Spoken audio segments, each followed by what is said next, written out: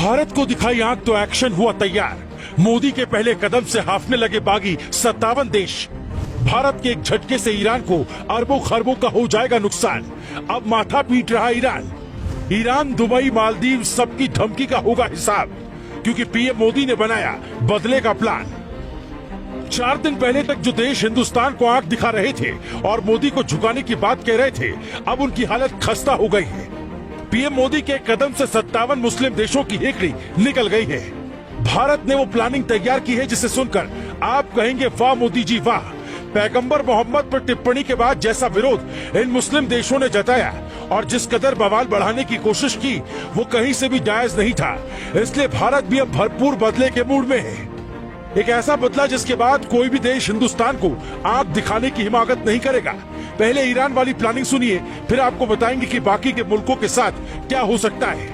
Iran के विदेश मंत्री हुसैन अमीर अब्दुल्लाहियान जब 8 जून को भारत के दौरे पर पहुंचे तो शायद इस उम्मीद में थे कि अमेरिका प्रतिबंधों के बावजूद जैसे रूस से भारत तेल खरीद रहा है, वैसे ही ईरान से भी खरीदने पर हामी भर देगा।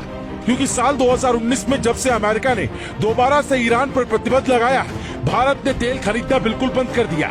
जबकि साल 2018-19 में भारत ने ईरान से 2.4 करोड़ टन कच्चा तेल खरीदा था, जिसकी कीमत का अंदाजा लगाएंगे तो ये अरबों रुपए पहुंच जाएगा।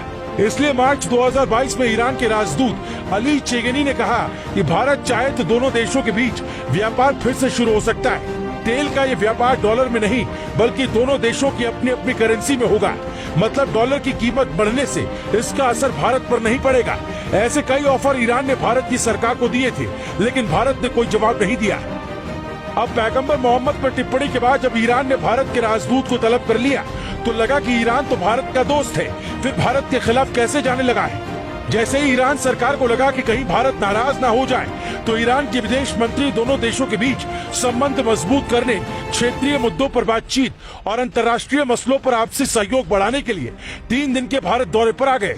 इसके बाद मीडिया में खबर आने लगी कि मोदी सरकार रूस की तरह ही ईरान की मदद करेगी। भारत अगर तेल खरीदता है तो ईरान को अरबों रुपए का फायदा होगा, लेकिन कई बैठकों में इस पर कोई बातचीत की खबर सामने नहीं आई। ईरान के विदेश मंत्री पीएम मोदी से भी मिले तो विवादों पर बात नहीं हुई, बल्कि रिश्तों की मजबूती पर बात हुई।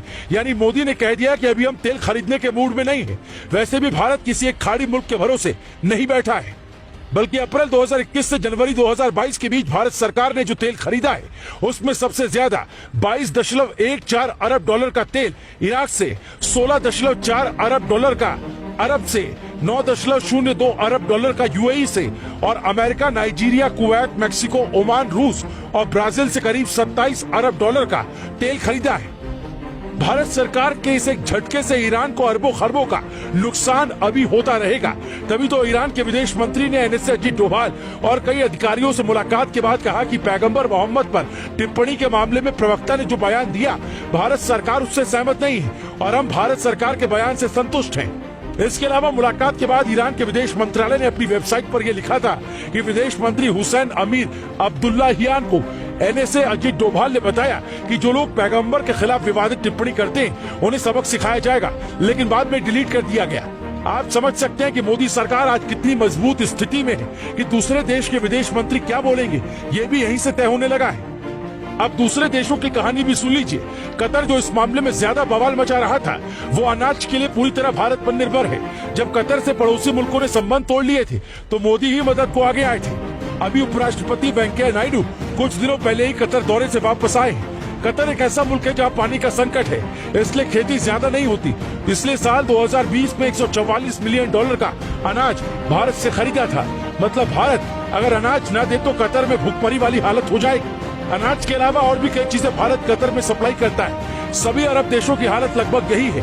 तभी तो अनाज, फल, सब्जियां और मीट जो भी खाने की चीजें वो भारत से जहाजों में लद कर इन देशों तक पहुंचते हैं और उधर से भारत तेल मंगवाता है। इसलिए जो लोग ये कहते हैं कि भारत अरब देशों पर तेल के लिए निर्भर है और वहाँ भारत के लोग रोजगार करते हैं, अरबों रुपए भेजते हैं, इसलिए भारत को मधुर संबंध रखना चाहिए। उन्हें ये भी जानना चाहिए कि भारत अरब देशों को वो चीजें मुहैया कराता है जिसके बिना जिंदगी का कोई अस्तित्व नहीं है। इसलिए एक एक कर हर देश से भारत हिसाब जरूर लेगा। अभी गेहूं निर्यात पर रोक के बाद से कई देशों की हालत खराब होने लगी। मालदीव जो भारत का अच्छा दोस्त है, उसने मजबूरी में आकर संसद में भारत के खिलाफ प्रस्ताव पर वोटिंग करवाई और आखिरकार वो खारिज हो गया। भारत की हालत अब पहले वाली नहीं है, बल्कि अब भारत खुद से स्टैंड लेना जानता है और विदेश नीति की भारत का दुश्मन पाकिस्तान भी मुरीद है। इसलिए दुनिया कुछ भी कहती रहे, मोदी और उनके मंत्री अपने काम में लगे रहते हैं और जब जरूरत पड़ती तो दुनिया को बता देते हैं कि भारत को आग दिखाने की भूल मत करना, वरना अंजाम ठीक नहीं होगा।